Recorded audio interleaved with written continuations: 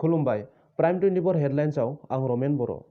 चिरां जिल्लानि सिङाव थानाय बिजनी दख'रानि दाङागाव गामिनि मुस्रि बुदां बसुमतारी आरो मुस्रिमा सोमहारि बसुमतारीनि आंगो फिसाज्ला मुस्रि दावहारु बसुमतारीया थांनाय 1 सप्तानि सिगांनिफ्राय गोब्राब लोमजानानै दं। सुलु मोननाय बादिब्ला बेनि थासारिया दा जोबोर गाज्रियाव दं। दा बिथांखौ मोजां देहा फाहामसालियाव थिसननो थोजासे रांनि आंखाल जादों।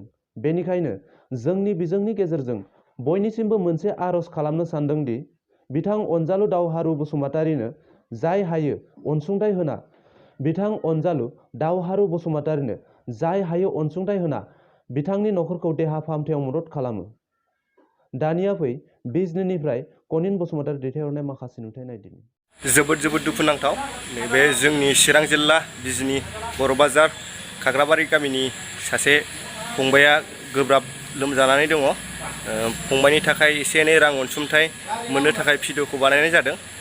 फुल डिटेल्सखौ नैबे सिमान आदायानो खोन्थाजोबसिगोन। माने सिमाननि न'खरनि मानसियानो दा फंबायखौ नायगासिनो दङ। खुलुमबाय, आंनि मुङा सिमान खुंगुर बसुमतारी, गामि बाथाबारि, बिजनी, चिरां। आङो नैबे स्क्रिनाव होनाय उन्दै गथ'सा बिथाङा लोमजानानै गोबाव समनिफ्रायनो लोमजानानै दङ। आं बिथांनि सोमोन्दै फंनैसो बाथ्रा नोंथांमोनजों शेयार खालामनो सिगांदों। बे लोमजानाय गथ'सानि मुङानो जाहैबाय दावहारु बसुमतारी, बिफानि मुङा बुदां बसुमतारी, बिमानि मुङा सोमहारि बसुमतारी। गामि होननानै बुङोब्ला बिथांमोननि गामिया थि गैया। बिसोरहा थानो थाखाय जायगा होननायानो गैया। माब्लाबा मोनसे गामियाव न' लुनानै थागोन, माब्लाबा बै गामियाव बेबायदिनो संसार खुंबोगासिनो दङ। थांनाय समाव खान्थालगुरियाव बिदिनो न' लुनानै थादोंमोन। खान्थालगुरिनिफ्राय बेबायदिनो जोंनि गामि बाथाबारि, बे बाथाबारि गामियावबो थाफैदों माखासे सम। बेनि उनाव फस्लाबारि गामि, बेयावबो माखासे सम थाफैदों। दायो दङ बिथांमोनहा दङागाव होननाय मोनसे गामि, बेयाव सोरहानिबा फुख्रि नेथावथाव बेयावनो न' लुनानै दङ। दा बेनो जाहैबाय बिथांमोननि डिटेल्सआ। दा बिसोरनि गुबै थं होननायबो गैया।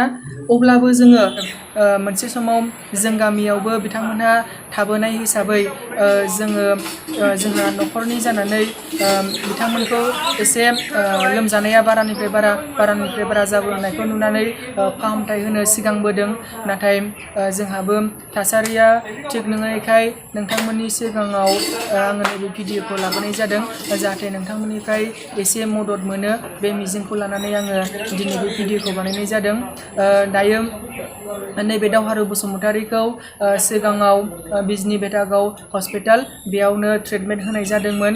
दा बेयावबो हायैलाय रिफार खालामनानै काजलगावआव थानाय जोहोलाव सोमला बसुमतारी सिभिल हस्पिटाल, बे सिभिल हस्पिटालावनो ट्रिटमेन्ट लाहोदों।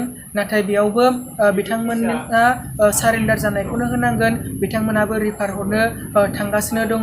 नाथाय बिथांमोननि न'खरनि अबस्थाया गाज्रिखाय दा नैबे उन्दै गथ'साखौ ट्रिटमेन्ट लानायाव जोबोद जेंना जानानै फैदों। बेनिखायनो जाहाथे बिथांनि ट्रिटमेन्ट खालामनायाव मोजां जायो, बेनिखायनो आङो नोंथांमोननि सिगाङाव आखाइ खबजबै बिथांनि न'खरनि जानानै आङो माखासे रां अनसुंथाइ बिनाय जाहैबाय। आङो एकाउन्ट डिटेल्सखौ नैबे स्क्रिनावनो होनाय जाबाय। नैबे एकाउन्ट डिटेल्सआनो आंनि। बे एकाउन्टाव हरबानो नोंथांमोना हरनो हागोन।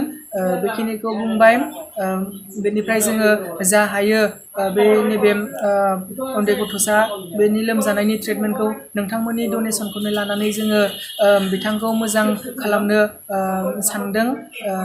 गथ'सानि बेराम होननानै बुङोब्ला सिगाङाव सप्तासेसोनि सिगाङाव जन्दिस जादों होननानै न'खरनिफ्राय फोरमायदों। दा जन्दिसखौ न'खरा फोरमायनाय बायदियै हामबायखौनो खिन्थादों। बेनि उनाव जन्दिस हामखांनायनि उनावनो न' गुदियाव मोनसे फुख्रि दङमोन। बे फुख्रियाव दुगैखांनायनि उनाव बिनि लोमजानाया बारानिफ्राय बारा जानानै फैदों। फार्स्ट ट्रिटमेन्टआव लिरनाय बायदियैबा टाइफयड मोनदोंमोन।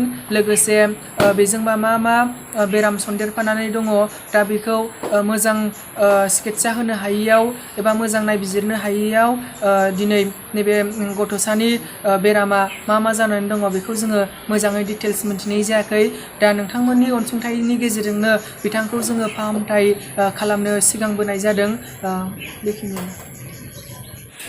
भिडिअखौ नायनानै फंबायनिसिम एसे एनै रां डनेट खालामगोन होननानै आसा खालामबाय। माने जोंबो एसे एनै रां हरबाय, जोंनावबो इसेबां थाखा एभेलेबल नङा। अन्नानै भिडिअखौ शेयार खालामबानो जाबाय। गोजोन्थों।